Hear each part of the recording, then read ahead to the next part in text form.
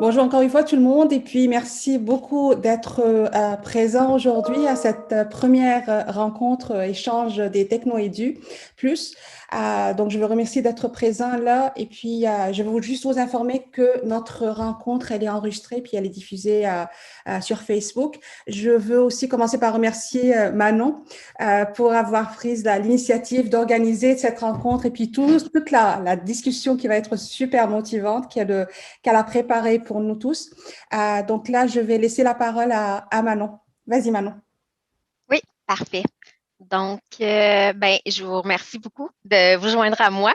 Dans le fond, c'est super. Je me considère super chanceuse là, d'être la première à initier là, ce type d'atelier-là. Donc, j'espère que ça va être enrichissant pour tous. Dans le fond, ça se fait sous forme d'un échange. C'est pas une magistrale là, que je vais donner aujourd'hui. C'est vraiment une activité participative. Puis, dans le fond, ce qui m'a donné envie de participer à l'animation de cet atelier-là, c'est que je trouve ça important dans notre domaine, la mise en commun là, de nos expériences. Ça constitue une richesse pour chacun de nous. On en bénéficie non seulement au niveau de nos compétences, nos connaissances, mais aussi nos compétences à communiquer, à travailler en équipe. Fait qu'on on y gagne tous, là. C'est un incontournable dans le fond, dans le domaine là, dans lequel on œuvre. Puis aussi, ce qui m'a motivé beaucoup, c'est qu'à la fin de l'année dernière, en 2020, j'ai passé moi-même au travers d'un processus d'entrevue. Puis quand l'opportunité s'est présentée, je n'étais pas du tout préparée. Ça faisait super longtemps que j'avais pas fait d'entrevue et ma dernière était pas du tout dans le domaine dans lequel je suis présentement. Puis j'ai été vraiment chanceuse parce que j'ai eu la chance là, de bénéficier de l'aide de mon réseau personnel, puis ils m'ont donné un coup de main extraordinaire, puis ça m'a permis d'être prête et de me sentir en confiance quand j'ai appliqué sur le poste, puis j'ai fait l'entrevue et tout ça. Donc, je me dis que j'ai été super chanceuse d'avoir là, ce support et ces outils-là autour de moi. Puis je me dis que tout le monde devrait avoir là, la même chance lorsque ils auront à faire face là, à ce type de défi. Donc, c'est la raison pour laquelle ça me motivait beaucoup de un peu redonner au suivant. Puis, je pense que ce partage-là d'expérience, ça a été hyper bénéfique pour moi. C'est principalement pour ces raisons-là. Donc, vous aurez compris que je suis pas une spécialiste en ressources humaines, mais plutôt une collègue qui est pleine de bonnes intentions, de la même façon que les autres l'ont été, là, l'ont eu avec moi. Fait que cet atelier-là, c'est vraiment un échange constructif, puis pas une présentation là, de voici ce que vous devez faire. C'est vraiment un échange. Fait que je vais vous inviter à pas vous gêner pour participer. C'est vraiment votre contribution là, qui va faire de cette rencontre-là un succès. Ici, quand j'ai commencé à travailler sur cet atelier-là, j'ai posé des questions à beaucoup de gens dans mon entourage, puis j'ai posé la question aussi à les personnes avec qui je travaille actuellement. Puis il y a une personne d'entre elles qui, tu sais, je leur posais la question comment vous vous préparez et tout ça.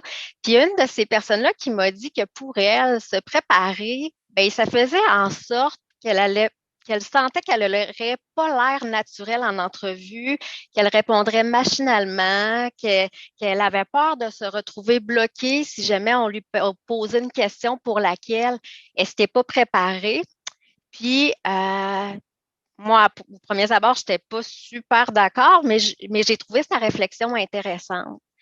Puis, dans le fond, je me suis dit, elle n'a pas tort de penser ça parce que se préparer pour une entrevue, c'est pas apprendre par cœur des réponses aux questions qu'on va nous poser. Dans le fond, se préparer, c'est d'avoir une réflexion sur soi-même, prendre un moment de recul pour identifier, tu sais, se connaître, s'analyser, identifier nos qualités, nos objectifs, nos compétences, nos réalisations, puis donc trouver notre valeur ajoutée, puis avoir les idées claires pour être prêt à briller le jour J, le jour de l'entrevue. Dans le fond, par ce commentaire-là, j'ai réalisé que la préparation, en tout cas pour ma part, ça m'a justement permis d'être moins dans ma tête lors de l'entrevue à chercher des exemples, des expériences que j'ai vécues pour faire des liens, pour appuyer ce que je voulais démontrer, pour donner des éléments de réponse plus complètes. Ça me permettait d'être davantage dans le moment présent, puis plus dans l'écoute et dans l'échange. Donc, pour moi, c'est ça la préparation avant le processus d'entrevue. Donc, Manon, j'espère que oui. Manon, rapidement, donc il y a une question dans le chat. C'est quoi ton emploi? Ah, OK. Donc, ben, actuellement, dans le fond, ce que je fais, c'est que je travaille à faire la conception des e-learning, de montage vidéo, des capsules d'apprentissage et tout ça. Je suis technicienne en édition puis en médiatisation de la formation pour une compagnie là, privée dans le domaine des assurances. Est-ce que Merci. ça répond bien? Parfait, merci. Ça me fait plaisir. Donc, est-ce qu'il y avait d'autres questions, Nadia? Non. OK, parfait. Donc, voilà. Ici, je vous montre, dans le fond, c'est un peu la table des matières de ce qu'on va aborder aujourd'hui. Là, je parle beaucoup, mais après, je vais vous céder la parole. Dans le fond, ce que j'ai sorti, c'est les éléments qui m'apparaissaient des incontournables là, dans l'ensemble là, du processus qui va mener à une entrevue, les outils, les documents nécessaires. On ne va pas aborder, évidemment, tous les éléments aujourd'hui. Ceux qu'on va aborder peut-être plus un peu en profondeur, c'est ceux qui sont identifiés là, avec un contour vert turquoise. Les autres sont importants aussi. Par contre, vous allez avoir beaucoup de ressources pour ceux pour lesquels on va moins s'attarder aujourd'hui, soit sur Internet, sur le site de l'université. Donc, et ça, je pourrais vous donner des liens aussi là, avec un petit aide-mémoire par la suite. Je vais quand même les effleurer pour donner certains éléments clés parce qu'aujourd'hui, dans le fond, là, c'est un complément par rapport à notre domaine à nous pour le processus d'entrevue. Parce que pour ce qui est des généralités, ben, il y a déjà beaucoup de ressources qui nous sont accessibles là, aux étudiants, aux gens dans le domaine et tout ça. Donc, on va un petit peu plus se pencher là, sur les particularités là, des gens qui y appliquent, soit pour des stages ou des emplois dans notre domaine là, en technologie éducative. Donc, pour le CV, évidemment, c'est important qu'il soit au goût du jour. Tu sais, dans notre domaine, c'est important d'être à l'affût des nouveautés, de se tenir au courant des avancées technologiques. Donc, c'est important que ça se reflète dans le CV qu'on va présenter. Donc, il y a beaucoup d'outils qui sont disponibles là, pour créer un CV là, au goût du jour. Fait que toujours important là, de regarder ce qui se fait. Ensuite de ça, pour la lettre de motivation, qu'on appelle aussi la lettre de présentation, ben ça aussi, il y en a beaucoup de Canva, mais ça va être important pour nous d'aller dire non seulement pourquoi le poste nous intéresse, mais pourquoi vous correspondez ou pourquoi on correspond aux exigences de ce poste-là. Donc, ça, c'est pour la lettre de motivation. Pour la lettre de recommandation, moi, personnellement, on ne m'a jamais demandé, mais je sais que ça existe. Ce que je peux vous dire, c'est que c'est important. Ben, en fait, la lettre de recommandation peut avoir deux formes. Ça peut être un formulaire qu'on demande là, de faire remplir à quelqu'un qui vous recommande ou ça peut être une lettre au format libre.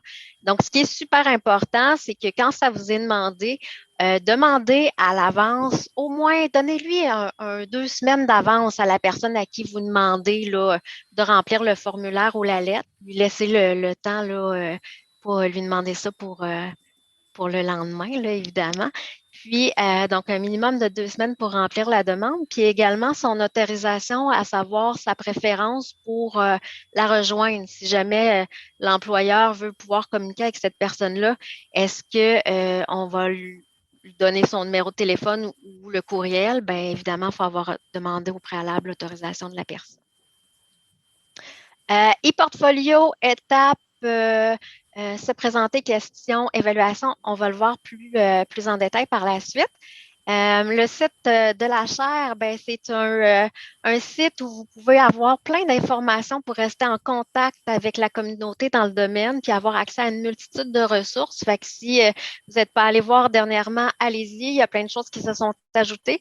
Vous avez également de l'information, des événements, de l'actualité. Donc, cet atelier-là a été affiché. Il y en aura d'autres et je vous invite fortement à y participer. Ça touche plein de sujets différents pour lesquels vous pourriez avoir de l'intérêt. Et évidemment, j'en parle depuis tout à l'heure, le site du SPLA, ben, il y a beaucoup de, d'éléments là, qui permettent de nous aider. Ça va de la conception du CV, lettre de présentation. Vous avez même la possibilité là, de vous inscrire avec un conseiller pour pratiquer une simulation d'entrevue. Fait qu'il y a un paquet d'informations super intéressantes. Fait que, et il y a d'autres ateliers également, comme un peu comme celui-ci, là, auquel vous pouvez participer et ce gratuitement. Voilà. Fait que ça fait le tour de ces éléments-là. On va passer, dans le fond, à la slide suivante. Le e-portfolio. J'ai envie de vous demander, on est combien dans la salle, Nadia? On est une quinzaine. OK, parfait. Donc, peut-être répondre dans le chat pour pas parler tous en même temps. J'aimerais ça savoir parmi vous, est-ce qu'il y en a qui ont, est-ce qu'il y en a qui ont des portfolios? Est-ce qu'il y en a qui n'ont pas de e-portfolio? Donc, on parle d'un portfolio numérique, juste pour avoir une petite idée. Puis Nadia, tu pourras me donner peut-être un... Donc Isabelle dit oui, mais peut-être aussi si quelqu'un veut prendre la parole et en parler, on peut aussi... donc il y a Liane qui l'a aussi, Myriam l'a. Donc on a plusieurs qui ont un portfolio. Parfait. Ben moi, j'aimerais ça demander aux gens qui ont un portfolio, c'est quoi les bénéfices d'avoir un portfolio afin que ceux qui n'en aient pas puissent avoir une idée de sa valeur? Donc, Myriam parle de démontrer ses compétences, ses apprentissages, ses réflexions. Il y a certains qui sont en cours de conception, il y a d'autres qui sont plutôt de auto-évaluation. Mais on a des participants qui n'ont jamais eu un portfolio, ni ils savent c'est quoi un e-portfolio. Alors, peut-être tu pourrais leur donner une idée générale, c'est quoi un e-portfolio? Oui, effectivement. Puis je vais vous montrer un exemple là, par la suite. Dans le fond, un e-portfolio, ça fait référence à un portfolio qu'on peut connaître là, sous une forme tangible. Là. Quand on est, par exemple, dans le domaine artistique, ben, on va avoir comme un espèce de document dans lequel on va montrer nos réalisations. Ben, c'est un petit peu la même chose pour nous, sauf que ça va être numérique. Ça va être un petit peu une espèce de site web, de page personnelle où on va pouvoir se présenter dans le fond qui l'on est, notre CV, nos réalisations. Ça permet aussi de se présenter dans le visuel, tu sais, de se présenter comme personne, de montrer qui on est, notre personnalité.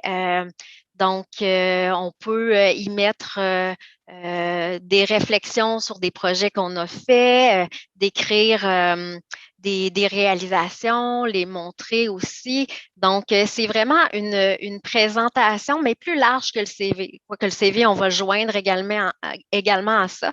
Mais c'est vraiment là, une présentation numérique de nous et ça permet également aux gens là, de pouvoir nous rejoindre là, facilement en mettant là, en lien notre courriel et tout ça. Bien, rapidement, moi, mon e-portfolio qui est encore en construction, j'y ai mis beaucoup de temps déjà, puis j'ai vraiment réfléchi à qu'est-ce que je mettais, comment je présentais les choses. Le visuel, c'est quelque chose, c'est un travail qui est très créatif, en fait, là, artistique. Puis je trouve que, ben, pour en avoir vu plusieurs aussi, là, je trouve que c'est une façon de présenter ta personnalité, tes valeurs, qu'est-ce que tu mets de l'avant, dans quoi, où est-ce que tu accordes de l'importance ou que tu en accordes moins. Fait, je trouve que c'est très, très révélateur de la personne au-delà de ses réalisations. Ouais. Je voulais juste dire ça. Ben, bon point, Isa. Vas-y, Guy. Je voulais aussi partager quelques expériences quand je fais mon e-portfolio et grâce à Nadia, au début c'est un devoir, mais le plus je le fais et le plus je remarque que c'est une chose très importante pour notre carrière. Parce que quand je le fais, j'ai besoin de réfléchir, qu'est-ce que j'ai déjà fait, qu'est-ce que j'ai appris. Mais quand je mets tout ça là-bas, je me dis que, oh, si je suis quelqu'un à RH, quelqu'un qui travaille pour Human Resources, je préfère de voir comment cette personne est grandie. C'est quelque chose qui se passe pas le moment, il me montre, pas tous les moments dans sa vie. Je veux savoir, c'est une personne qui a la même valeur que nous ou non, très facilement avec un e-portfolio. C'est ça. Et j'ai aussi partagé mon e-portfolio dans le forum. Et vous pouvez voir un peu, mais c'est ça. Merci. Merci. Et puis, ce que tu viens de dire est super pertinent parce qu'on a eu une rencontre avec Edouard, donc Manon, et puis moi, et puis il a parlé de combien c'est important pour les personnes qui sont en train de recruter de voir l'historique, le background des personnes. Donc, pas juste des compétences en conception pédagogique, mais d'où ils viennent, quel est leur domaine avant de rentrer dans ce domaine-là, parce que c'est de la valeur ajoutée. Donc, avoir une idée de tout ça est hyper pertinente. Je te laisse la parole, Manon.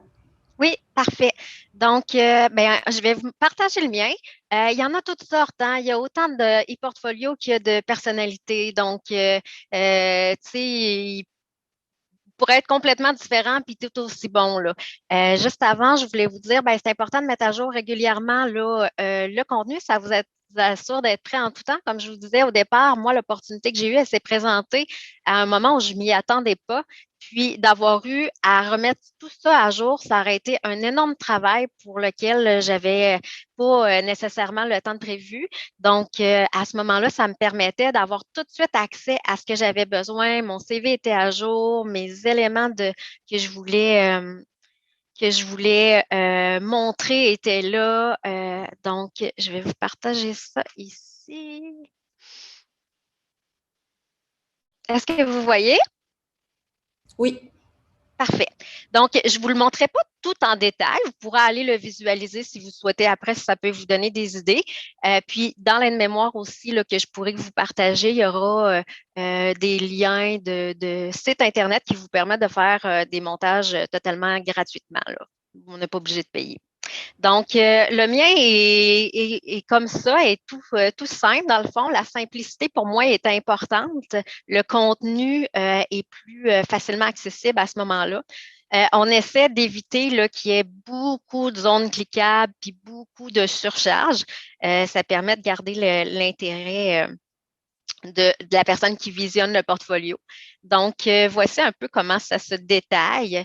Ici, on met toujours un lien donc pour pouvoir nous contacter. En cliquant dessus, ça donne accès à nos informations. Moi, mon portfolio, je l'ai présenté comme ça. Ça peut être des éléments qu'on a fait de notre dans notre travail, ça peut être des exemples de travaux dans le cadre universitaire. Ça pourrait être aussi toute autre chose, des intérêts autres. Si, par exemple, j'étais une fan de photos puis j'avais des connaissances, j'aurais pu les intégrer aussi dans ça. Donc, vous choisissez, vous n'êtes pas obligé de tout présenter non plus. Allez-y avec les éléments qui sont pertinents puis qui ajoutent une valeur ajoutée. Ce que j'ai envie de vous montrer aujourd'hui, c'est le journal d'auto-formation. Donc, le journal d'auto-formation, juste pour vous mettre en contexte, peut-être qu'il y en a qui ont eu le cours avec Nadia où on a ce journal-là à faire. Dans le fond, c'est des expérimentations de différentes applications. Donc, on parle de Photoshop, Illustrator, Storyline, Camtasia, TikTok, ces choses-là. Donc, c'est de l'expérimentation. Donc, c'est pas des projets qui vont être nécessairement en profondeur où on va apprendre l'application au complet, mais on va aller chercher de l'information. On va au moins savoir de quoi on parle. Donc, tu sais, ça, même si c'est pas des projets d'envergure, ça permet, quand je me présente, de dire à la personne, tu sais, moi, Storyline, je sais c'est quoi. Tu sais, je l'ai déjà ouvert, je l'ai déjà manipulé. Photoshop également. Donc, j'ai mis des exemples ici de différents outils que j'ai utilisés. Par exemple, Illustrator, c'est gros un peu. Hein. On va le réduire. Donc, vient montrer un petit peu des expérimentations que j'ai faites. Donc, l'employeur n'a pas nécessairement besoin de savoir que je suis une professionnelle de Illustrator, mais il sait, dans le fond, que je l'ai déjà utilisé, puis j'ai une idée de l'outil. Même chose pour les autres.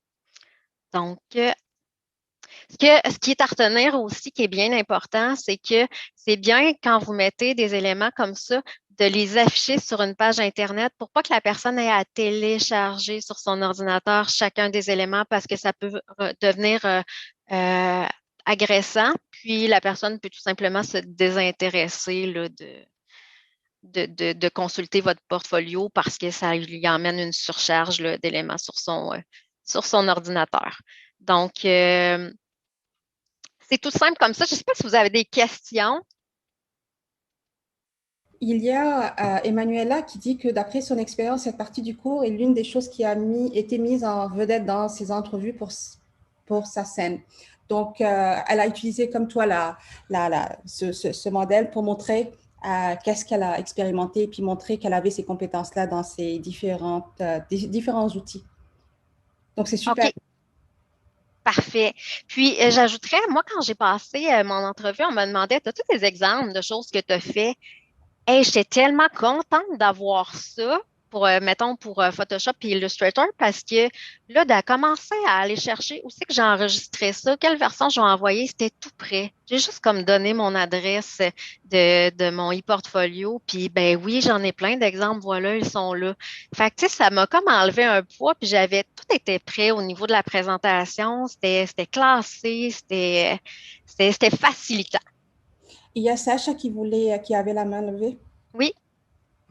En fait, je l'ai mis sur le chat, c'est pour dire que notre e-portfolio nous permet aussi de concrètement démontrer nos habilités pour les stages.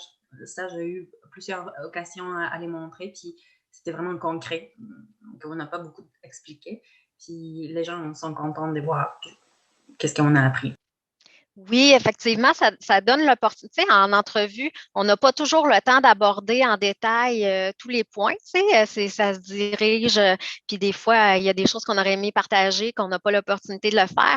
Bien, dans le fond, dans le portfolio, ça va aller plus en détail, puis la personne va peut-être voir quelque chose qui l'intéresse, puis qui attire son attention, puis va pouvoir aller développer davantage sur ce côté-là, effectivement. Donc, navigation simple, accès au CV. Important. Moi, il est ici. Donc, s'il n'y a pas d'autres questions là-dessus, je vais passer ouais, on va à la suite. Oui, absolument. Parfait. Et puis, de toute façon, tu vas leur envoyer aussi le lien vers ton portfolio, donc ils vont pouvoir aussi aller l'examiner. Oui, tout à fait. Super. Fait que je ferme ça ici.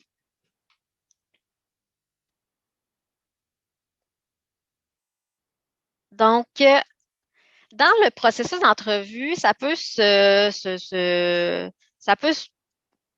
venir de différentes façons. Tu sais, les étapes ne sont pas les mêmes à chaque fois. C'est sûr qu'il y a une entrevue quelque part, puis il y a une réponse à la fin, ça, on ne s'en sort pas.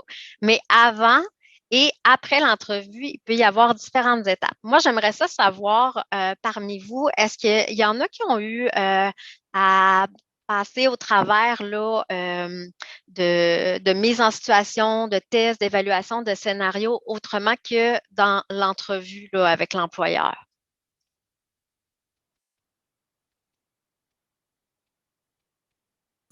Il n'y a pas de main. Ah oui, il y a Hoda. Vas-y, Hoda, you can participate in English if you want. Yes, about the interview itself. I actually had 2 interviews. I did 2 separate internships. One was at the patient education office in McGill, and the second one, which is where I'm continuing now as in a full-time position at District 3. So there are kind of 2 different realities, 2 different worlds, 2 different interests as well in instructional design. The first interview, which was at the MUHC, they were very focused on health literacy because it was about patient education. So the kind of questions that I was being asked were about the mayor's principles of design. I was asked about how would I be able to structure the instructions for patients in a way that still delivers the information but aligns with health literacy. So it was a lot about contextualizing the material that would be developed. Whereas at District 3 in the interview, there was a lot of focus on the evaluation process because they care about the impact that comes at the end of any training. And it's the kind of training where it's very difficult to measure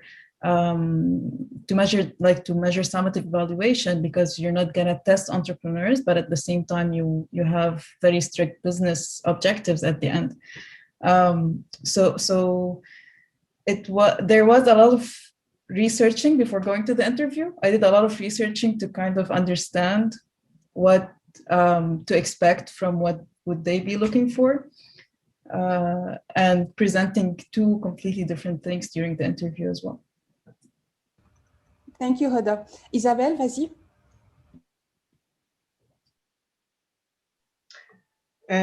Ouais, ben moi je suis conceptrice, pour ceux qui ne me connaissent pas, là, je suis conceptrice pédagogique au Cégep à distance. On fait des cours e-learning. Puis quand j'ai été embauchée, ça fait presque 2 ans maintenant. Quand j'ai été embauchée, on a eu à passer, je dis on parce que je parle de mes collègues en même temps, mais j'ai eu à passer des tests, entre autres de langue, mais aussi un test de connaissance qui était en fait une mise en situation dans laquelle il fallait qu'on crée une évaluation finale pour un cours de collégial avec des activités intermédiaires dans le parcours scolaire de l'étudiant. J'avais 1 heure pour réaliser ça. Puis juste pour vous donner une idée, c'est le genre de... je fais ça dans mon travail. Ça fait partie de mon travail, c'est la nature de mon travail, mais faire ce que j'ai dû faire en 1 heure, c'est un travail qui s'échelonne sur des semaines et des mois même. Donc, c'était vraiment méga sous pression, puis ça paraît non réalisable. Mais en fait, c'est ça. Je pense qu'il y avait beaucoup d'objectifs derrière l'exercice. Fait que la préparation, c'est un incontournable. Ah ouais. Je pourrais vous parler de ma préparation, si c'est pertinent tantôt, là, mais oui, Oui, dans le fond, Isa, on va l'aborder plus précisément là, au niveau des mises en situation, tout ça. Fait que oui, tu pourras intervenir, ça va être super enrichissant. Emmanuela, qui a la main levée aussi. D'accord. Oh, d'accord, c'était juste pour dire quelque chose vraiment cool. Oui, pour moi, pour mon premier interview, j'ai dû faire une mise en situation. C'était pour conceptualiser en cours. Alors, ce que j'ai dû faire, c'était vraiment décrire les étapes et le contenu, comment je vais présenter le contenu. C'était le test qui a été donné pour l'interview. C'était juste ça. Merci. Merci, Emmanuela. Est-ce qu'il y avait d'autres mains levées?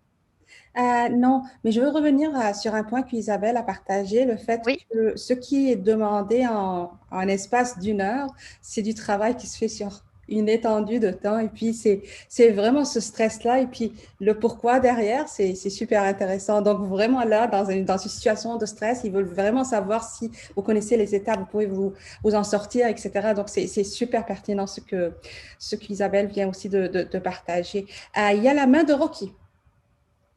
Vas-y, Rocky. Oui, merci.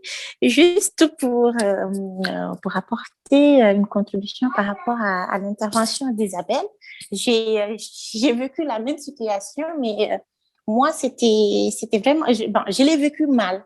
Je l'ai mal vécu parce que l'entrevue physique, orale, ça s'est bien passé. Donc, il y avait une mise en situation qu'il fallait faire et ça a pris 3 heures de temps. D'abord, il y avait une partie, un test en anglais qu'il fallait faire. Ensuite, il y avait un test de langue. c'était pas facile. Et là, il y avait la mise en situation qu'il fallait faire en 45 minutes. Comme Isabelle, je trouvais que la situation, ça pouvait pas se résoudre en 45 minutes. Et on me demandait comment dirais-je, de partager avec eux les outils que je vais utiliser, comment je vais les design. Pour moi, c'était un travail de 6 mois qu'on me demandait. Donc, j'avais du mal à choisir. Qu'est-ce qu'il fallait dire? Qu'est-ce qu'il fallait pas dire? Qu'est-ce qu'il fallait partager avec eux ou pas? Donc, j'ai craqué. J'ai craqué, j'ai pas terminé. Oui, parce que je me retrouvais pas. Donc, j'avais une question après ça, après ce partage, parce que je l'ai mal vécu. Franchement, je l'ai mal vécu parce qu'à la fin, je me suis dit, c'est moi qui suis pas capable ou qu'est-ce qui se passe? Ben, c'est Et, super. Oui, vas-y. oui, et ma question est de savoir, est-ce que on peut refuser, par exemple, de faire ce genre de test dans une entrevue? Est-ce que c'est faisable? Non, on ne peut pas refuser. Ça fait partie de On peut... ouais, ça fait partie de leur processus. Et puis la majorité des employeurs, comme en conception pédagogique, ils nous font passer à travers ce processus-là parce que une des choses qu'ils veulent voir, donc dans une situation de stress, comment tu réagis, et puis aussi voir quelles sont les premières, tu sais, comme le premier instinct rapide de quelles sont les étapes que tu vas utiliser, quels sont les points clés que tu vas immédiatement sauter dessus. Donc, même si tu n'as pas une création finale, mais au moins, ils vont voir sur quoi tu t'es comme vraiment, t'as mis, t'as mis de la valeur, t'as vraiment mis en relief. Et puis, tu n'as pas été perdu par des détails qui n'étaient pas nécessaires. Mais ça, c'est une des raisons pourquoi Manon est là et puis on est en train d'échanger parce que si on ne sait pas qu'on va passer à travers un processus pareil, on n'est pas prêt. Donc, comme toi, tu as tes connaissances, tu as tes compétences, mais émotionnellement, tu n'étais pas prête à passer à travers cette entrevue qui est stressante. Et puis elle n'est pas vraiment partagée en ligne. Comme si on regarde, d'habitude, on parle des entrevues en général, etc., mais on ne parle pas des entrevues en conception pédagogique, toute la mise en contexte, etc. Donc, une des raisons pour laquelle là, Manon est en train de partager son expérience et puis tous les autres, c'est vraiment pour nous préparer, qu'on prépare toutes les personnes qui vont passer à travers ce processus-là, que ça va arriver. Alors, soyez émotionnellement et physiquement et tout prêt à ce test qui est un peu stressant. Mais je te comprends 100% et puis ça arrive et puis je l'ai vu à plusieurs reprises juste du fait qu'on n'était pas prêt à passer à travers. J'aurais envie de dire aussi, c'est ton 45 minutes qui était super stressant où tu avais l'impression peut-être que tu pourrais pas tout mettre à sa juste valeur, ce que tu voulais présenter, puis prendre le temps que ce soit parfait.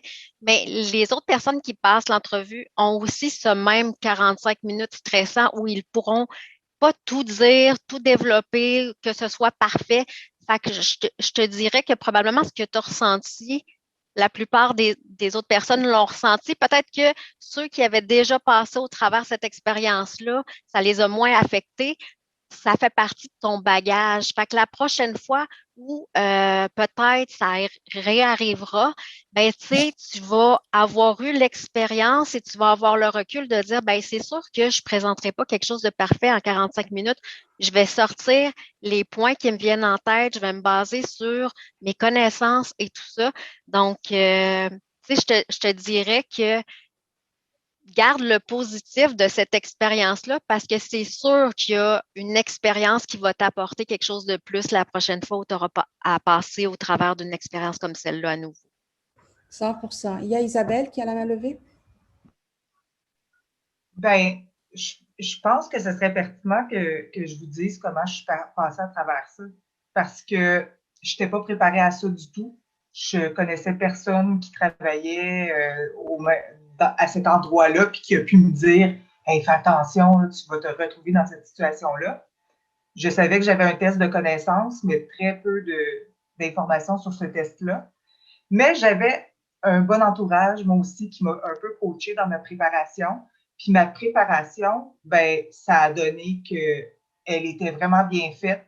Ben, je me suis beaucoup préparée, là. Ça a été des heures de préparation avant ces tests-là. Puis ma préparation, ce que j'ai fait, c'est que j'ai regardé l'offre d'emploi, je l'ai vraiment décortiquée morceau par morceau. Puis, tu sais, par exemple, c'était écrit on cherche quelqu'un qui est bon en approche par compétence. C'est des choses que j'ai appris, mais je me suis rafraîchi la mémoire. Je suis allée lire tout ce que j'avais sur l'approche par compétence. C'était écrit on faisait de l'enseignement explicite, qu'on était dans des modèles de cours asynchrones, autoportants. Je suis allée voir c'est quoi ça, qu'est-ce que ça veut dire, qu'est-ce que ça implique. Vraiment, c'était ça ma préparation. C'était décortiquer l'offre d'emploi, tout ce qu'il y avait là-dedans, puis aller me rafraîchir la mémoire pour avoir tout en tête. Puis là, quand tu arrives dans cette situation-là, ben, les points importants dont Nadia parlait, là, c'est quoi? Qu'est-ce qu'ils veulent voir? Ben, ils veulent voir ce qu'ils ont mis dans leur offre d'emploi, puis ce qu'ils recherchent. Fait que c'est ça. C'est ça que tu mets de l'avant. Puis c'est stressant. Moi, j'ai la chance d'aimer ce genre de situation-là, mais j'ai des collègues là, qui sont sortis de là presque en pleurant, en se disant « ma vie est finie, je suis bon à rien », mais ils ont eu l'emploi quand même. D'autres que ça a moins bien fonctionné. Voilà, c'est tout. Tu amènes un point super important, Isabelle. Lire, relire et relire l'offre d'emploi. Même chose lorsque c'est des mises en situation. Hein, c'est important d'aller chercher les mots-clés. Tout à fait. Juste pour en revenir, avant de passer à la slide suivante, donc effectivement, il peut y avoir différentes étapes. Je voulais juste revenir là-dessus un petit peu. Avant l'entrevue, ça peut être, par exemple, une entrevue de présélection avant de rencontrer l'employeur. Ensuite de, tu sais, s'il y a beaucoup de candidats, des fois, on veut épurer la liste un petit peu. Ensuite de ça, on a parlé de tests de langue. Ça peut faire partie des étapes également. Il peut y avoir aussi des scénarios qui vous ont demandé, comme Emmanuelle le mentionnait, elle, dans son cas, c'était vraiment un travail qu'elle avait à faire avant l'entrevue. Et puis, ben, c'est ce qui a fait en sorte là, qu'après ça, elle a été appelée pour cette entrevue-là. Puis, il peut y avoir d'autres tests par la suite, scénarios, etc. Moi, pour ma part, on m'a donné un défi de conception avec Storyline, avec un scénario-image, et puis, bon, on testait un petit peu, là, es-tu capable de te débrouiller, jusqu'où tu peux aller avec ce logiciel-là et comment créative peux-tu être. Puis la réponse, ben, j'ai mis un bonhomme sourire parce que peu importe la réponse, ben, on souhaite toujours là, qu'elle soit positive, mais prenons-le comme une expérience d'apprentissage enrichissante, même si c'est pas toujours la réponse qu'on voudrait là, qui arrive en bout de ligne. Voilà. Manon, Donc, je m'excuse pour te dire, il nous reste comme pas beaucoup de temps, on est à 41 minutes là, midi 41, et puis je sais que tu as encore plein de choses à partager. Ouais. Alors, je voulais juste te laisser savoir où on est. Ce que je vais faire, dans le fond, je vais sauter les questions, puis je vais y aller plus au scénario. Juste avant, je pense quand même que c'est important qu'on parle de comment se préparer sa présentation à l'entrevue à distance, parce qu'avec la pandémie et tout ça, on rencontre plus les gens là en face à face. Fait qu'il y a quand même des petits cues à avoir là pour que le jour J, quand on se présente, ben on soit à notre meilleur. Fait que je vous demanderais qu'est-ce que vous avez comme truc à partager, à quoi il faut penser pour sa présentation à l'entrevue à distance.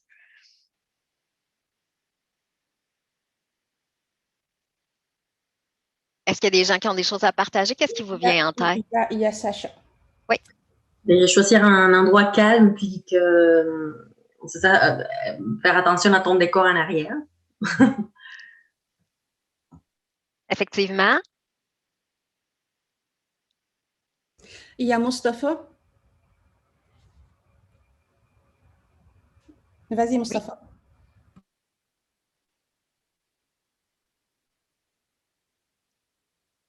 Oh, est-ce qu'on a un problème de micro? Allô? Oui. Oui, comme je disais, c'est comme Nadia le précise dans son cours, avant chaque cours, c'est la petite vérification technique de l'équipement, du micro, de la caméra avant de commencer l'entrevue. pour éviter des petits problèmes.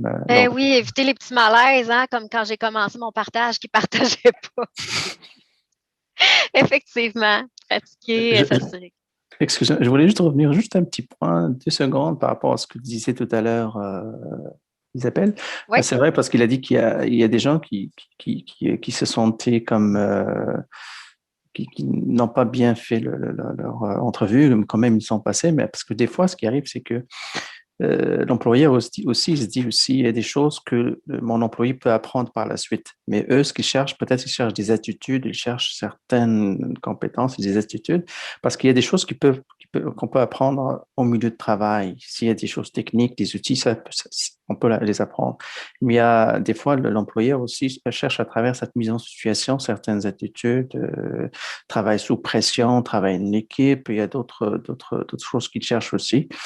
Je voulais juste ajouter ce point à ce que disait Isabelle. Super bon point. Effectivement, on peut montrer un éventail de compétences au travers des mises en situation ou des questions où l'on doit répondre. Donc, mis à part comment réagis-tu en situation de stress? Ben, ça peut être complètement une question qui n'a pas rapport avec ça, mais la situation va démontrer c'est quoi ta réaction en situation de stress. Donc, effectivement, une mise en situation peut permettre d'étaler un éventail là, de compétences au travers de ça. Puis, c'est peut-être ça, dans le fond du questionnement de l'employeur quand il met cette mise en situation-là et non seulement une réponse précise à aller chercher, là.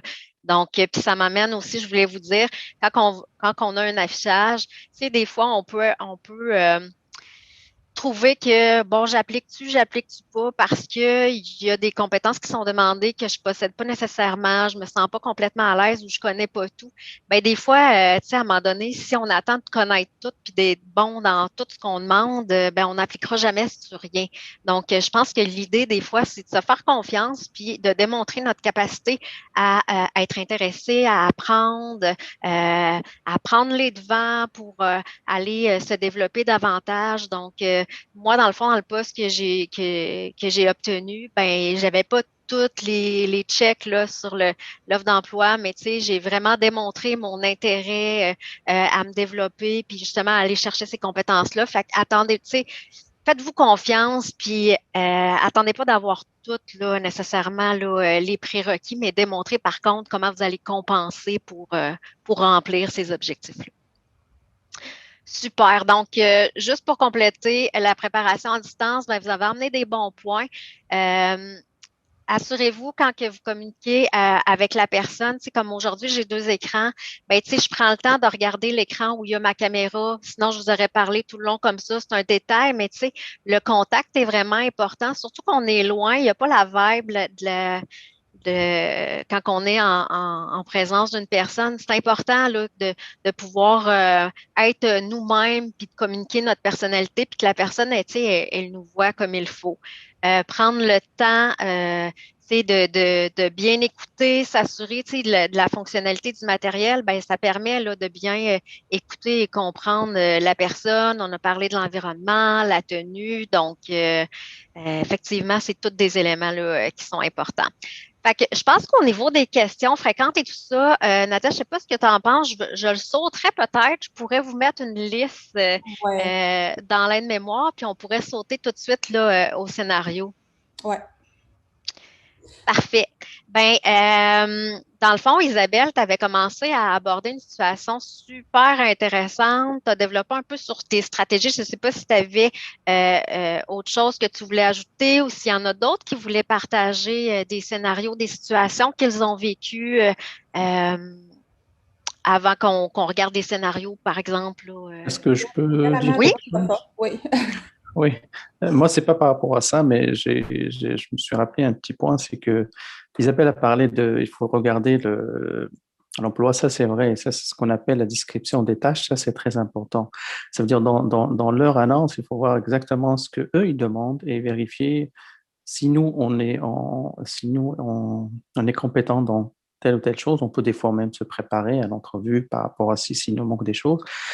Un autre point aussi qui est à mon avis, hyper important, c'est c'est qu'il faut se renseigner aussi sur l'employeur, sur l'entreprise aussi. Des fois, il y a des entreprises qui ont une culture, des valeurs, des choses qui leur importent. Et en connaissant ça, on est au courant de toutes ces informations-là.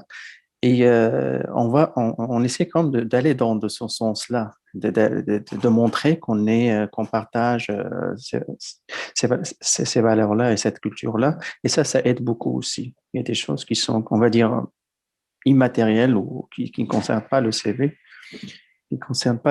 mais qui sont aussi importants, à mon avis. La culture, les valeurs de l'entreprise, Tellement important ce que ça tu aussi, dis. c'est important.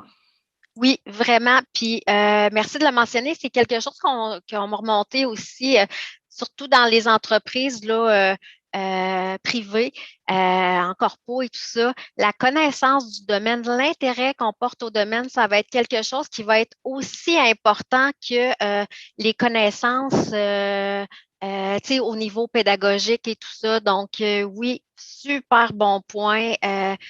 Ça démontre notre intérêt vraiment envers cette entreprise-là. Puis ça me fait penser, quand on a parlé, Nadia à Edouard, il mentionnait également, je fais un petit aparté là, concernant le CV, mentionner que quand on envoie un CV à une entreprise, le CV devrait quasiment être un nouveau CV selon l'offre d'emploi, parce qu'il y a certains trucs de notre background, de nos connaissances qui vont plus, on va plus vouloir faire ressortir avec une entreprise et autres avec une autre entreprise. Donc, personnaliser le CV à la candidature là, qu'on pose. Donc, je ne sais pas si c'est clair, qu'est-ce que je dis? Oui, il y a Lee qui a la main levée et puis après Isabelle. Oui.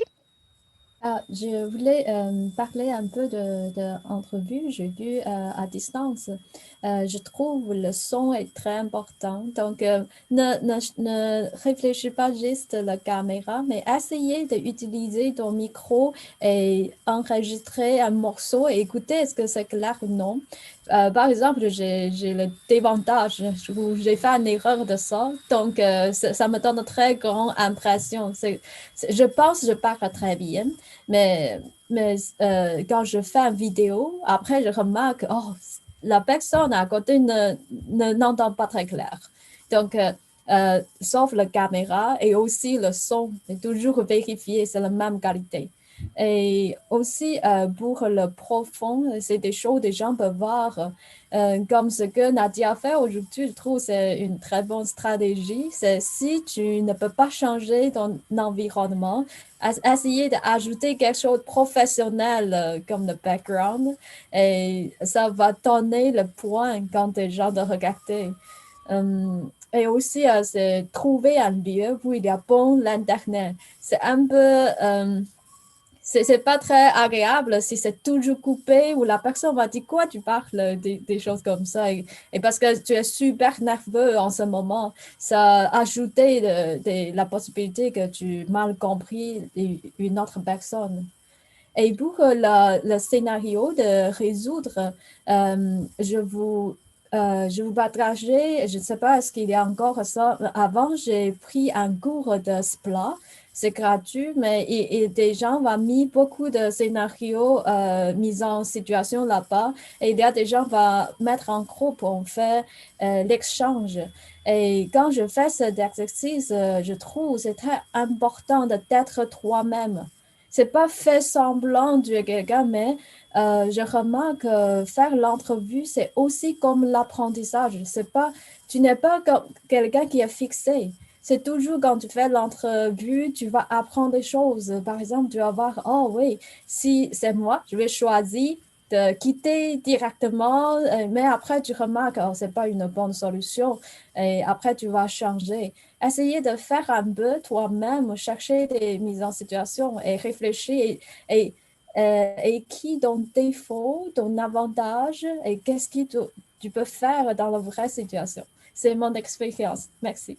Merci Ben beaucoup. oui, c'est une super bonne expérience. Puis j'aime bien quand tu dis, tu sais, d'identifier nos qualités et tout ça. Ce qui est important, c'est de les mettre en relief, en lien, dans le fond, avec comment ça va nous servir dans le travail là, qu'on veut faire. Comment ces qualités-là vont donner une valeur dans le travail pour lequel vous appliquez, puis être capable d'emmener des éléments concrets, puis d'identifier aussi dans votre passé qu'est-ce que ça a été, dans quelle mesure ça a été positif là, dans des applications concrètes pour être capable de donner des exemples précis là, de votre vécu.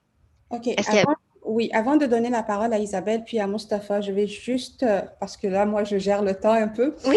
Il ne nous reste pas beaucoup de temps. Ce qu'on va faire, si tu es correct, Manon, on va continuer. Donc, les personnes qui ne peuvent pas rester avec nous après, il y a 13 heures, toute la rencontre est enregistrée et puis ça va être partagé sur les médias sociaux et puis aussi sur le site de la chaire. Donc, vous allez pouvoir avoir accès à toute la préparation aussi qui s'en vient que Manon a préparé pour vous. Donc, parce que c'est super riche et puis je n'ai vraiment pas envie de couper cette discussion-là. Isabelle, vas-y et puis après, il y a Mustapha. C'est un succès. J'avais un dernier conseil qui m'a flashé quand je fais du pouce sur ce que Mustapha disait tantôt, là, mais quand tu disais, Mustapha, que c'est important aussi de s'informer sur l'entreprise pour laquelle on veut appliquer. C'est vrai, puis tu as vraiment raison. Puis moi, à un moment donné, j'avais un minding de... Tu sais, je me cherche une job, puis je veux avoir, tu sais, je voyais un poste intéressant, puis je le voulais absolument, là, puis j'étais presque tu sais, j'aurais été prête à tout pour avoir le poste. Puis je me mettais beaucoup, beaucoup de pression, comme je veux être celle qui sera choisie. Puis à un moment donné, j'ai changé mon minding en me disant, OK, moi, je me cherche une job. L'entreprise cherche un employé incroyable, mais moi aussi, je cherche une entreprise incroyable. Puis tout ça, c'est un match. C'est comme une relation amoureuse. C'est pas vrai que je vais dire oui au premier venu. Puis ça m'a tellement enlevé de pression une fois que j'ai vu ça de cette façon-là. Puis je performais mieux dans mes entrevues. Puis aussi, je pense qu'on a la chance dans notre domaine de pouvoir penser comme ça parce qu'il y en a tellement d'emplois dans notre domaine. On est tous tombés. Ben, en tout cas, je ne sais pas, là, moi, je suis ici un peu par hasard. J'adore ce que je fais, mais j'aurais pu aller ailleurs. Je suis ici, puis il y en a tellement de jobs. Là. Je pense qu'on a la chance de pouvoir faire ça, de choisir et non pas d'être juste « s'il vous plaît, prenez-moi ». Oui, puis ça me donne des frissons, tu dis ça. Mais c'est tellement vrai parce que, tu sais, c'est une opportunité aussi pour eux de pouvoir travailler avec toi. Puis, tu sais, en le voyant comme ça, ben, je pense que ça nous redonne une dose de confiance comme quoi, ben, tu sais, je vais pas juste chercher quelque chose, là. Eux aussi, ils viennent chercher quelque chose d'important que j'ai à leur apporter. Fait que c'est une belle intervention, Lisa, j'aime ça. Oui, et puis Isabelle, comme tu dis là, les jobs en instructional design, c'est fou présentement, que ce soit la transformation numérique, que ce soit avec la COVID, que ce soit comme les demandes, les personnes qui me contactent pour aller voir, est-ce que tu as des étudiants qui pourraient appliquer, etc. C'est fou. Donc, tu as 100% raison. Vas-y, Mustapha. Oui, ce que je voulais dire, c'est que je voulais parler d'un point qui est ce qu'on appelle la première impression, surtout en présentiel. Les employeurs, le recruteur, lorsqu'il fait l'entrevue, les premières minutes de l'entrevue, il prend quand même une grosse impression sur la personne interviewée. C'est qu'il faut faire attention à ces premières minutes et des fois, même au non-verbal, ou la communication non-verbale, lorsqu'on va rentrer, lorsqu'on va s'asseoir, la façon de se présenter, la façon de mettre ses mains, par exemple, sur la table ou non, la façon de... Tout ça rentre en compte et c'est important de le considérer aussi, cet aspect-là qui peut être considéré au-delà des compétences et au-delà de la description des tâches de l'emploi.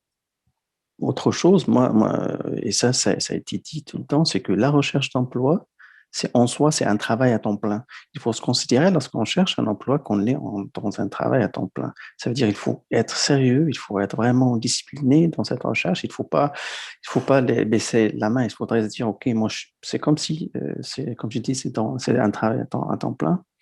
Et le plus important, déjà, c'est toujours rester authentique. C'est comme vient de le dire, c'est que l'emploi que je vais faire, c'est au moins je vais passer plusieurs années dans cet emploi-là.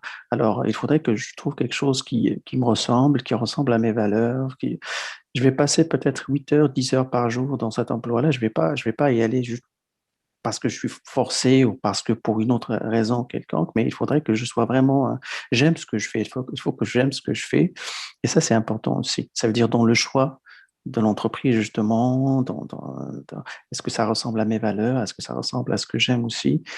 C'est ça. Et et comme l'a dit Isabelle aussi, c'est comme il faut considérer ça comme une relation, un mariage, par exemple. On va se marier, on va pas chercher n'importe qui. Il faudrait chercher quelqu'un qui ressemble à nos valeurs et avec qui on va passer peut-être toute notre vie. Donc, on va pas faire ça n'importe comment. C'est ça. Absolument. Et puis, Effectivement. Oui, vas-y, Nadia. oui, je vais juste dire que Sacha a mis dans le chat que le non-verbal, elle va l'aborder dans son atelier dans 2 semaines. Alors, assurez-vous d'y assister aussi et de participer. Vas-y, Manon. Ben, j'allais juste dire qu'effectivement, je trouvais ça intéressant le fait que tu mentionnes, tu sais, l'authenticité, la personnalité. Dans notre domaine, on est souvent appelé à travailler en relation avec d'autres personnes dans l'entreprise. Donc, tu sais, on va devoir communiquer, la coopération et tout ça. Donc, tu sais,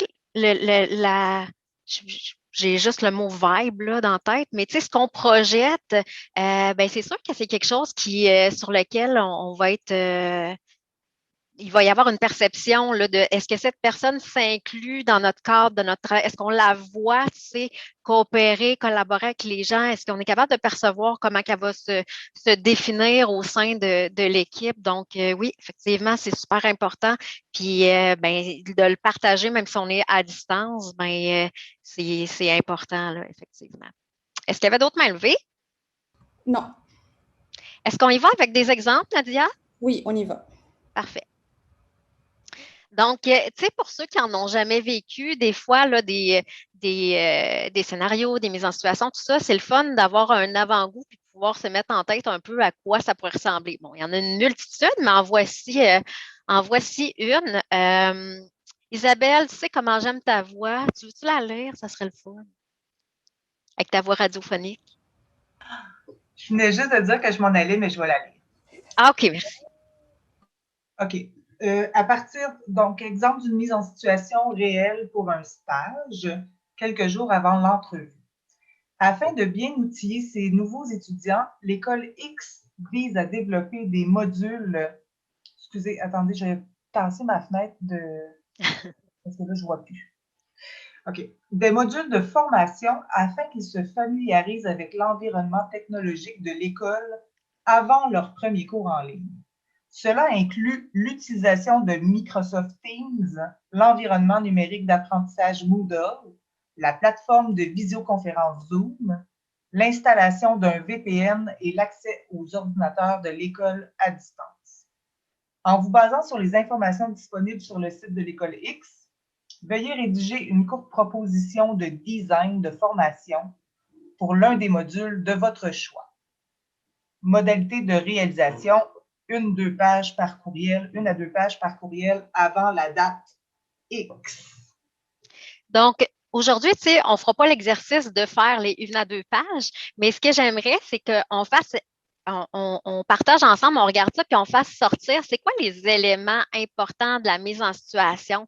Tu sais, sur quoi on va se baser, comment on va s'y prendre? Qu'est-ce qui vous vient en tête quand vous regardez ça? Si on regarde dans les mots-clés qu'on voit ici, est-ce qu'on a des éléments sur lesquels on sait à qui on va s'adresser pour ce projet-là? Est-ce qu'au niveau des outils de travail que le public cible va avoir à utiliser. On a des éléments. Donc, tu sais, où on se repère dans cette mise en situation-là. Donc, ça va être quoi les actions qu'on va devoir faire? C'est quoi qui nous est demandé, en fait? Donc, dans le fond, là, ici, on sait qu'on est dans une école. On va à partir du moment où on sait, bon, là, ici, on a mis l'école X, mais à partir du moment où on sait le nom de l'école, ça va être quoi vos actions? Qu'est-ce que vous allez faire pour vous aider dans cette démarche-là? Est-ce que vous allez consulter, Donc, ce que Manon est en train... Oui, vas-y. Je pense que c'est un test pour logique, comment faire une formation. D'abord, c'est le besoin. On voit très rapide, il y a beaucoup d'outils, mais la première étape, c'est le besoin de réfléchir, c'est quoi notre groupe ciblé, mais c'est quoi notre objectif pour faire cette formation? Et après, après, c'est structure, c'est comment tu vas montrer toutes les choses là-bas, des contenus. Et aussi, il lien avec, avec quelques désignes pédagogiques. Tu dois mettre là parce que c'est une formation. C'est pas juste une infographie, les gens vont le voir. Si c'est une formation, il y a le test, il y a l'évaluation formative, des choses comme ça, tu dois mettre dans ta tête et c'est à quel moment, quelle partie tu vas mettre là. Et après, c'est le contenu, c'est lien avec des outils.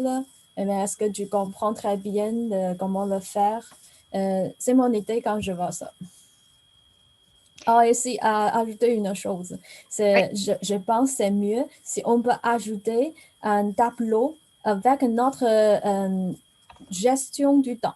C'est à quel moment on va sortir quelque chose, quelle étape et combien de temps on va passer pour chaque étape. Voilà. Merci. Nadia, est-ce que Emanuela est encore dans le chat? Non. Ah, elle est partie. Oui, Okay. je suis là. Ah, t'es là. Okay, Emanuela. Oui, elle est là. Oui.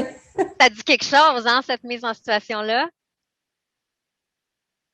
Oui, ça paraît vraiment, vraiment familier. Est-ce que tu veux nous en parler un peu, puis sans nécessairement donner tous les détails, tu sais, expliquer un peu comment tu t'es préparé, comment tu as abordé cette situation-là?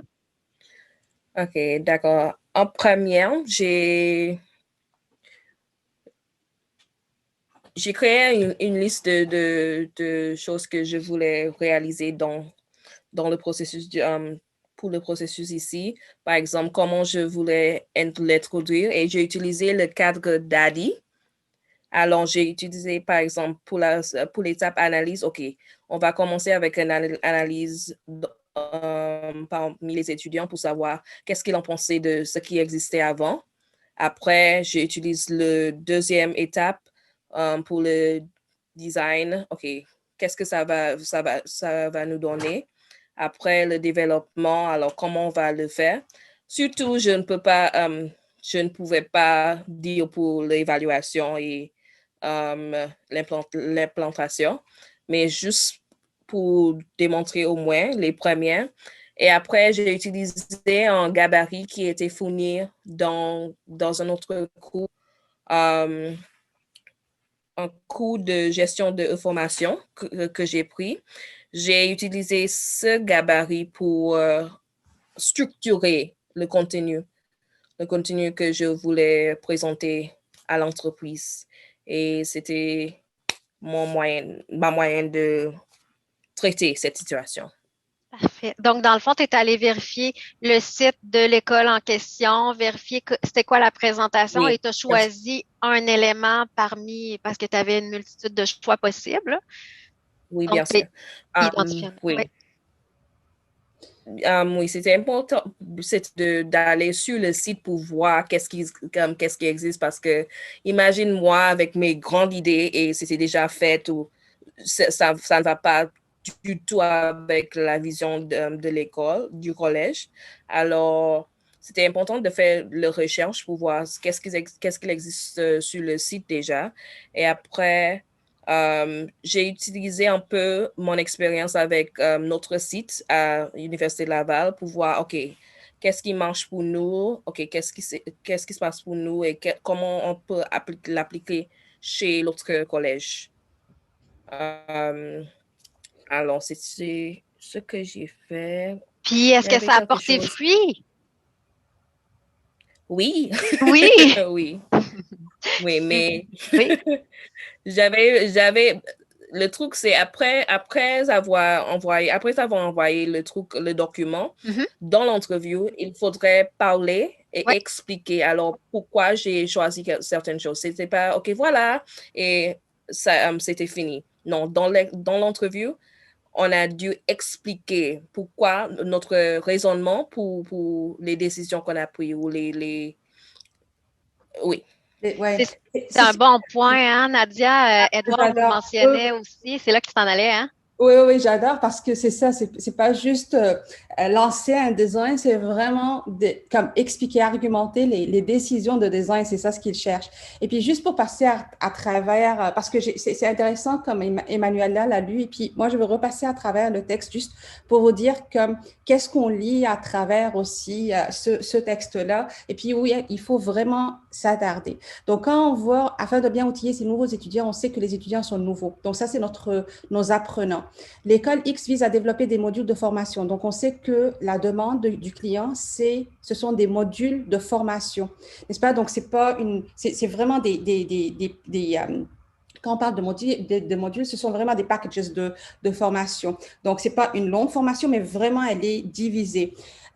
Qu'ils se familiarisent avec l'environnement technologique de l'école avant leur premier cours en ligne. Donc, on sait très bien que cette formation-là va être présenter, donner, ils vont passer à travers la formation avant même de commencer. Donc, c'est un intro pour leur commencement. Et puis, il y a plusieurs logiciels qu'ils présentent là. Et puis aussi, il y a l'accès à l'ordinateur, etc.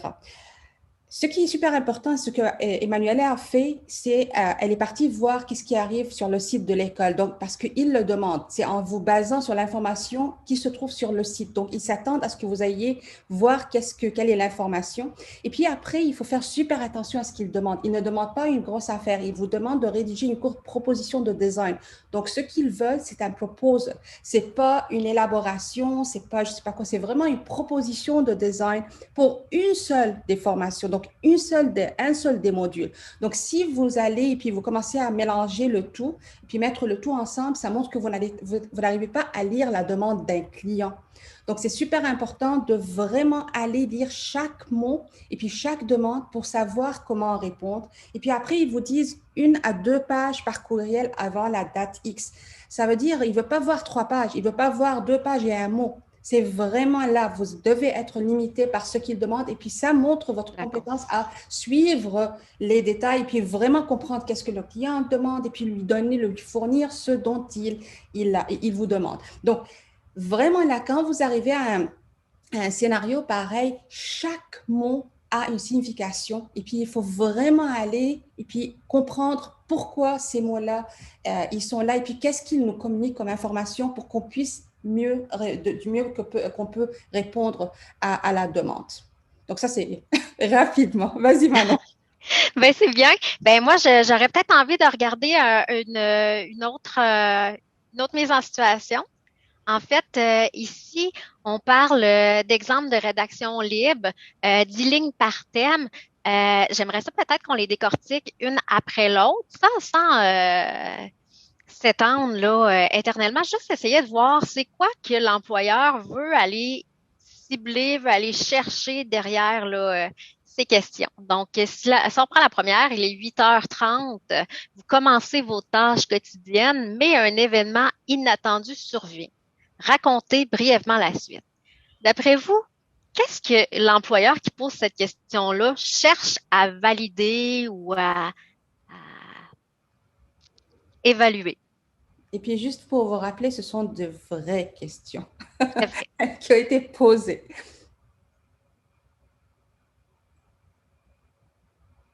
Puis, il n'y a pas de mauvaise réponse, là. Soyez pas gênés. Qu'est-ce que l'employeur voudrait bien savoir de nous en nous posant une question comme ça? Oui, je peux. Peut-être comment on peut gérer une situation inattendue, comment on peut s'organiser, comment, par exemple, on peut trouver une alternative à ce qu'on fait. Par exemple, je commence mes tâches. Déjà, est-ce que ces tâches-là, ça dépend de la priorité? Est-ce que ça va rester tellement prioritaire au début? À 8h30, je commence ma journée. Est-ce que je peux les reporter pour plus tard? Euh, En gros, Donc, je dirais c'est ça. là, ce que tu mets en relief, dans le fond, c'est comment tu t'organises lorsqu'une situation inattendue survient. Puis, Oui. en te demandant, c'est Mustapha qui parle, c'est bien ça? Oui. OK. Donc, en demandant, Mustapha, raconte brièvement la suite. Qu'est-ce qu'on te demande de faire en plus de, tu sais, la partie organisationnelle que tu décris, là? Si je te demande, raconte-moi la suite, je t'impose à faire quoi à ce moment-là? De trouver une sorte de solution, raconter brièvement la suite. Ça veut dire c'est comme si je dois imaginer une solution. Exactement. Imaginer. Donc, quand on te demande d'imaginer, d'inventer la suite, ben, c'est l'aspect qu'on cherche à aller voir, c'est aussi la créativité. Donc, tu vois, il y a deux aspects. Il y a l'aspect créatif, puis aussi comment tu t'organises, comment tu gères. Effectivement, ça pourrait être ça qui pourrait être évalué dans cette situation. Good. Est-ce qu'on passe à la suivante? On y va. Vous avez la mission de sensibiliser au développement durable des adultes qui ne s'en soucient pas. Comment procédez-vous? Qu'est-ce que l'employeur cherche à évaluer, vous pensez, avec cette question-là?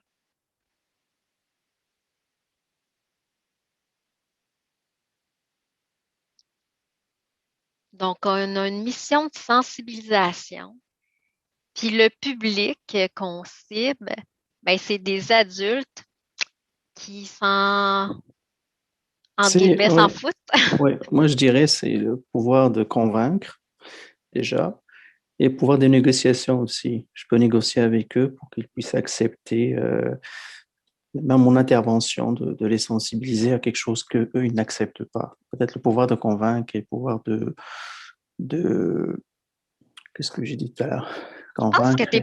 Je pense que tu es C'est pas ça. mal sur la coche, Mustapha. Tu as bien ciblé le Ah, il besoin est et deux puis sur trois l'intention. déjà là. Oui. Il est venu chercher mon PowerPoint hier, puis il s'est préparé aux questions, on dirait. Oui. Très bon. Il y a Et Serge, il y a Serge qui a la main levée. Ah oui, ah oui, oui. On va D'accord. écouter Serge.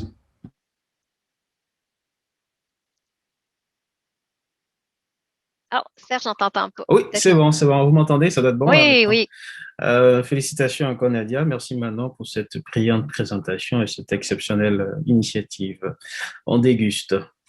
Alors, moi, à la suite de Mustapha, qui est formidablement inspiré, comme à tous les jours, je dirais rapidement que déjà, ce qui est plus ou moins attendu, même si j'ai pas jeté un coup d'œil à ton PowerPoint, je le jure, je le dirais tout de suite que c'est aussi la capacité à pouvoir accepter quelque chose avec lequel on n'est pas à l'aise, forcément, parce qu'ici, on a des adultes qui sont réfractaires, qui sont pas bien emballés par ce qu'on veut faire, mais c'est une capacité aussi d'adaptation, je dirais, parce qu'il y a là, on a une forme de résistance, et notre métier aussi, c'est de pouvoir se moduler, de pouvoir faire des choses qu'on n'a pas forcément envie de faire, mais de trouver toujours le juste milieu. Voilà, je dirais juste là. Excellent. Moi, je trouve que c'est plein de pertinence. Merci d'avoir partagé. On y va avec la petite dernière? Vous accompagnez une personne aveugle au marché. Comment décririez-vous la nourriture que vous voyez? Alors, qu'est-ce qu'on cherche? Qu'est-ce que l'employeur cherche à vérifier, à analyser?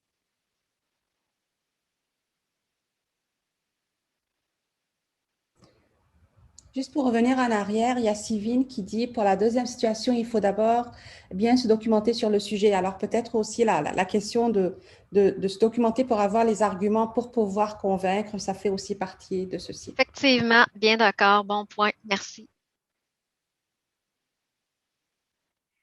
Donc, j'accompagne une personne qui est aveugle au marché, puis on me demande comment je vais décrire la nourriture que je vois à cette personne-là?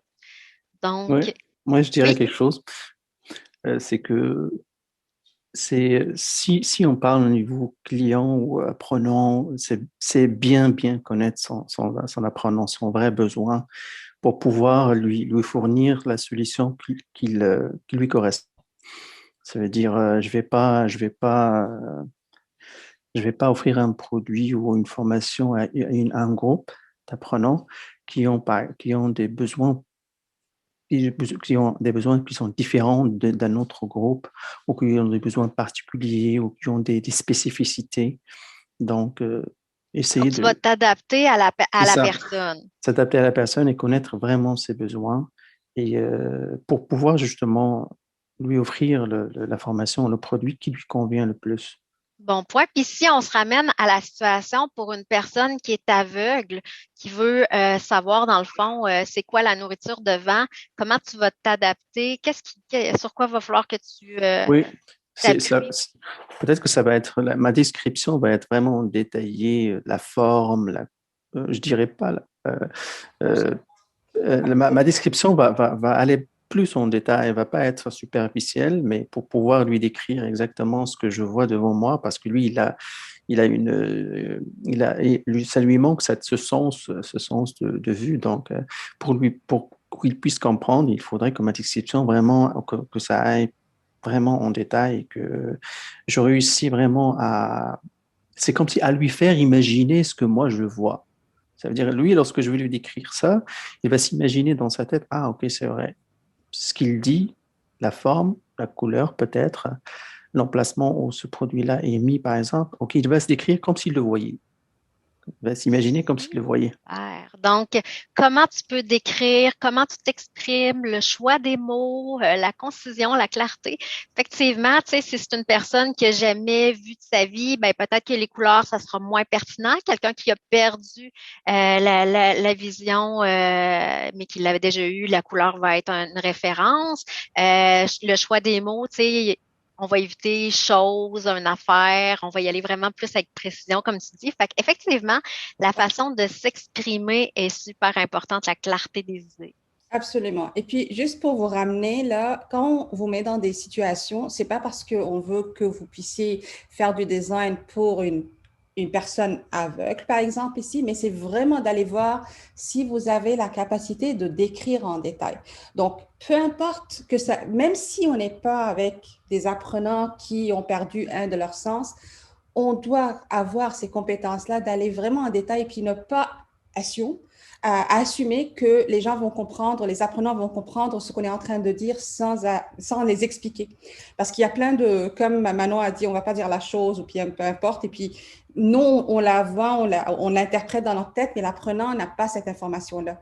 Donc, peu importe le groupe d'apprenants, on doit s'assurer vraiment de pouvoir décrire en détail ce dont il a besoin et puis elle a besoin. Et puis, en vous mettant dans une situation comme ça et puis en vous posant la question où on est à l'extrême, où vous devez vraiment aller en détail dans toutes les petites choses comme Mustapha disait, ça montre que vous êtes capable de le faire et puis vous pouvez rendre les choses abstraites concrètes et puis vous pouvez vraiment aller dans les tout petits détails qui vont rendre l'image plus réelle pour vos apprenants. Super. Et moi, je sauterais tout de suite à la slide LinkedIn, si tu permets, Nadia, parce qu'on a déjà défoncé le temps, puis c'est super important pour moi de ne pas passer par-dessus. Ça te va? On y va. Super.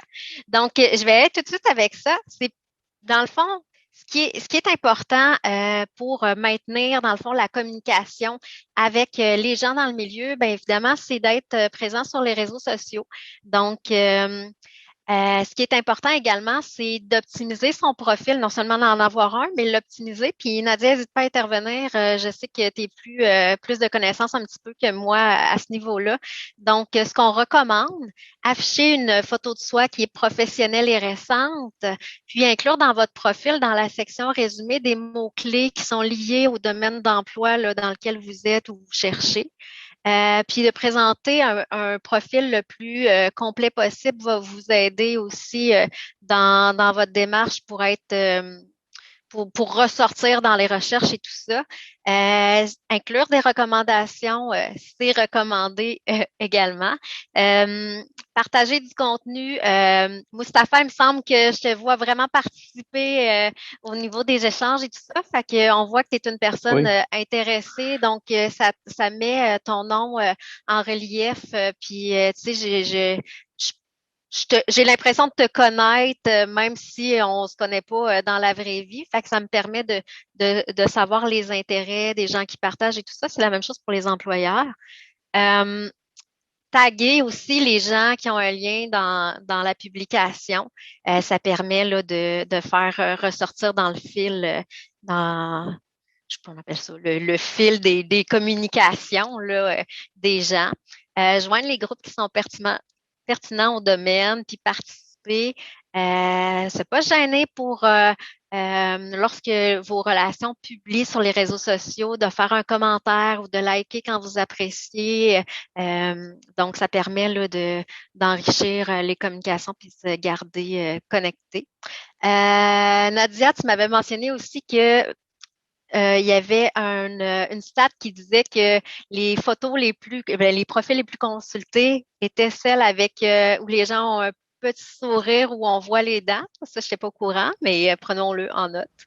Tu voulais-tu ajouter d'autres choses, Nadia, par rapport à ça? Non, tu as couvert les choses. Et puis, quand on parle de la photo, sérieusement, il faut absolument avoir une photo. Moi, j'accepte plus des personnes qui essaient de me connecter avec moi sans photo. Parce que si moi, je me mets là public et puis je veux connecter avec vous, vous vous cachez sans photo, c'est pas une relation. Là, quand on est sur les médias sociaux, on est en train de développer des relations avec l'autre. Alors, si vous voulez pas vous présenter, désolé, je ne vais pas vous accepter dans mon network. Et puis ça, c'est pas juste ma position, c'est une position qui est de plus en plus adaptée par les personnes sur les médias sociaux. Donc, s'il vous plaît, mettez une photo et puis comme Manon a dit, avec un petit sourire, parce que apparemment, quand on a un petit sourire, on a plus de clics. Les gens sont plus intéressés à cliquer sur le profil. Donc, c'est le côté... Toujours plus intéressant à parler à quelqu'un qui a un sourire qu'un air bête. Oui, Nadia, je pourrais le confirmer parce que mon petit sourire m'a rendu célèbre sur LinkedIn, justement. Ah oui? Ah oui. Super.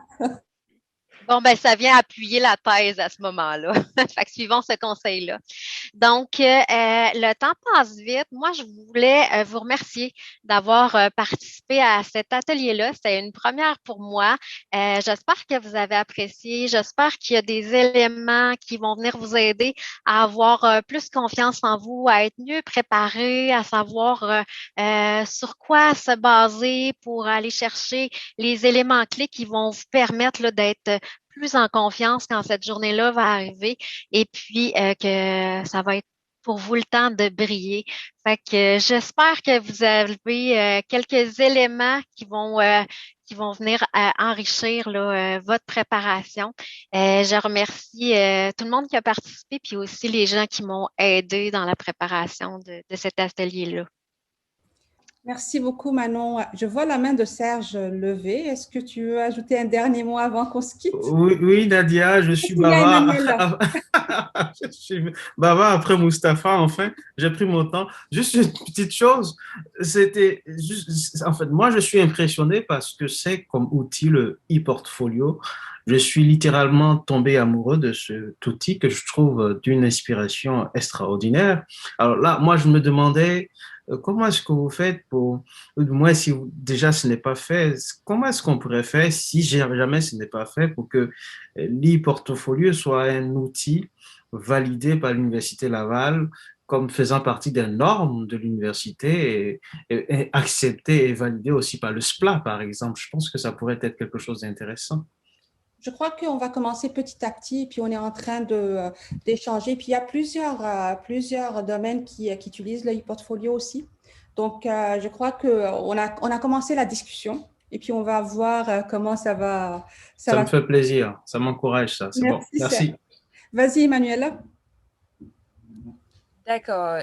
Deux choses. La première chose était, je ne sais pas si vous avez parlé de ça.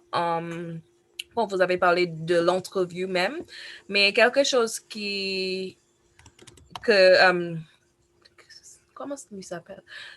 Quelqu'un m'a conseillé, par exemple, après l'entrevue, c'est très important d'envoyer un mot de remerciement après, dans le 24 heures après l'entrevue, juste pour dire merci pour le temps et juste pour vous... Comme leur démontrer son intérêt, puis... Oui. Et ce que ça fait aussi, c'est ça va mettre dans le front au premier de la... oh God. Oui, est-ce que je peux dire en anglais? Oui, vas-y, parle en anglais. On a eu l'intervention aussi en anglais. Vas-y. Mélanger maintenant. Okay, what that is supposed to do is it will bring your profile to the person's, the front of the person's mind. So it brings you up again. Dans le fond, ce que tu veux dire, c'est que ça va comme highlighter ton nom, puis la personne va se rappeler de toi parmi les candidats qu'elle aura. Merci. C'est un excellent point, Emmanuela. Et puis là, je regarde là, mais je vais juste ajouter un dernier truc. Non seulement il faut dire merci, mais il faut se rappeler d'un point clé durant l'entrevue ou bien de quelque chose qui vous a intéressé parce qu'eux, ils présentent aussi la compagnie, puis ils présentent qu'est-ce qu'ils font, etc. Ils parlent d'eux-mêmes. C'est super important de re-highlighter cet aspect-là que vous avez trouvé super intéressant dans leur profil ou bien dans ce qu'ils ont partagé ou whatever, mais vraiment aller pour chercher, pour montrer que non seulement vous voulez travailler avec eux et puis tout ça, mais vous avez vraiment fait attention à tous les détails qu'ils ont partagés durant l'entrevue et puis vous revenez sur ça et puis ça vous fait réfléchir et puis ça vous donne encore plus la motivation d'être avec eux, etc. Donc, ça leur booste leur ego aussi. Donc, c'est super important de re-highlighter ça. Et puis, si vous pouvez aller connecter avec eux sur LinkedIn, et puis leur lancer aussi un autre message de merci, ça fait plaisir de vous avoir rencontré, etc. C'est aussi quelque chose qui est très apprécié. Et donc, oui. La deuxième chose est pour vous, Madame Nafi, merci beaucoup. Ce cours de notre cours dans la session dernière, parce que vraiment, j'ai beaucoup parlé de ce qui s'est passé dans notre cours la session dernière, surtout l'autre formation, parce qu'il me demandait, par exemple, quel outil suis-je familiarisé avec, et de plus, juste le contenu, c'était vraiment pratique et c'était juste pour dire merci.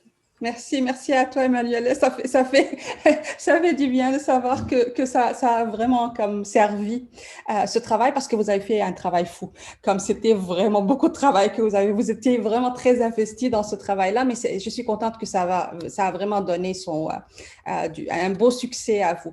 Donc, moi, je vous remercie aussi de ma part. Je remercie beaucoup Manon pour cette excellente préparation, pour toute cette facilitation, pour toute cette richesse qu'elle a amenée à cette première rencontre des Techno-Études. Et puis, je vous souhaite un excellent week-end. Et puis, on espère de vous revoir la semaine prochaine. La semaine prochaine, on va parler des copyrights avec Coralie. Et puis, il faut aussi nous suivre sur les médias sociaux parce que, comme Manon a dit, on va toujours avoir des événements pour vous regrouper et puis pour discuter des choses qui sont pertinentes pour vous. Donc, on se revoit. Bon week-end.